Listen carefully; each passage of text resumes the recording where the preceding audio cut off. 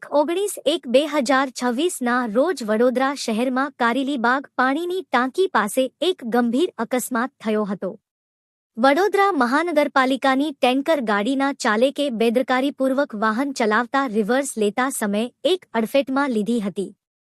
તે દરમિયાન ટેન્કરનું વ્હીલ એક બાળકના માથા ઉપર ફરી વળ્યું હતું, જેના કારણે બાળકનું સ્થળ પર જ મૃત્યુ થયું હતું। અકસ્માતની જાણ થતાં તરત જ 108 એમ્બ્યુલન્સ ઘટના સ્થળે પહોંચી હતી અને બાળકને તાત્કાલિક સિવિલ હોસ્પિટલ ખાતે ખસેડવામાં આવ્યો હતો।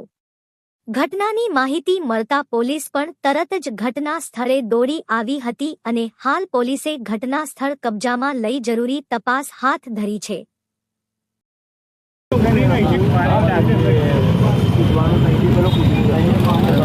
ગાડીમાંથી અહીંયાથી આ લોકો ફૂલ સ્પીડમાં જતા હતા। અચ્છા।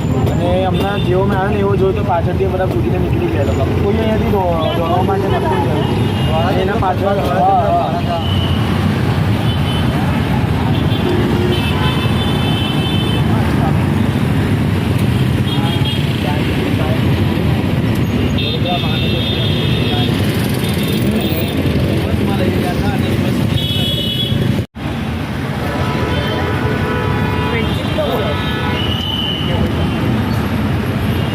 અને 12માં ત્યારે તમને ખબર પડશે કે પરિવારો કેટલા કલ્પાત કરી રહ્યા છે।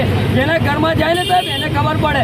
એટલે આ નેતાઓને અમારી એક અપીલ છે માધ્યમથી કે આ જે બાળક મરી ગયું છે આને સારામાં સારું વળતર મળવું જોઈએ, પરિવારના સભ્યોને નોકરી મળવી જોઈએ અને આવા કોન્ટ્રાક્ટના ડ્રાઈવરોને તાત્કાલિક ધોરણે સસ્પેન્ડ કરી અને કાયમી ડ્રાઈવરો કરો, જેથી કરીને વ્યવસ્થિત રીતે એના ઉપર કેસ દાખલ થઈ શકે। ગાડી તો રોંગ સાઈડ લઈ જઈ રહ્યા હતા કમલેશભાઈ, સવાલ ટ્રાફિક ડિપાર્ટમેન્ટ પર બી જઈ રહ્યા છે, કેમ તો આ રોંગ સાઈડ ગાડી લઈને આવી? ચોક્કસથી સર, આમાં એ ગાડી તમે જો ટ્રાફિક ચાકાના આ ટીઆરપી જવાન પણ અત્યારે આવીને ઉભા રહ્યા છે।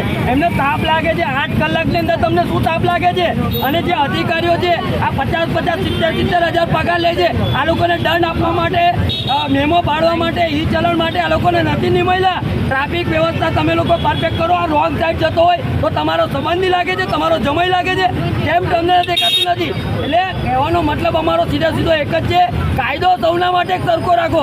પ્રજાને લૂંટવા માટે તમને નથી બેસાડ્યા, પ્રજાને લૂંટવા માટે તમને ખુરશી નથી મળી, પ્રજાને લૂંટવા માટે તમને ટેક્સ વેરા અમે નથી ભરતા। એટલે ક્યાંક ને ક્યાંક સવાલો ઘણા બધા ઊભા થાય છે, પરંતુ અમારી ખાસ માંગણીને લાગણી એક જ છે કે હવે જે જનારું જતું રહ્યું છે, પરંતુ એને સારામાં સારો ન્યાય મળવો છે। કોર્પોરેશન વિભાગ ટૂંક સમય પહેલા જ એક વ્યક્તિનું ગટરમાં પડવાથી મૃત્યુ થયું, કોઈ પણ જાતની ગાડીઓ બતાવી અને ખોટા સદન કરે છે। આ ઠગારું ગાડી છે, આ તમે જોઈ શકો છો ને। આવી ગાડીની અંદર ડ્રાઈવરો પણ ક્યાંક ને ક્યાંક લેભાગુ ડ્રાઈવરો હોય છે, કોન્ટ્રાક્ટર કામગીરી કરતા ડ્રાઈવરો છે। ઘણા ડ્રાઈવરો પાસે તો લાયસન્સ પણ નથી હોતા। ઘણા લોકો તો જે ગાડીના જો કાગળિયા માંગો તો તમને કાગળિયા પણ પરફેક્ટ નહીં મળે। એટલે આવા ડ્રાઈવરો જે લેભાગુ ડ્રાઈવરો ગાડી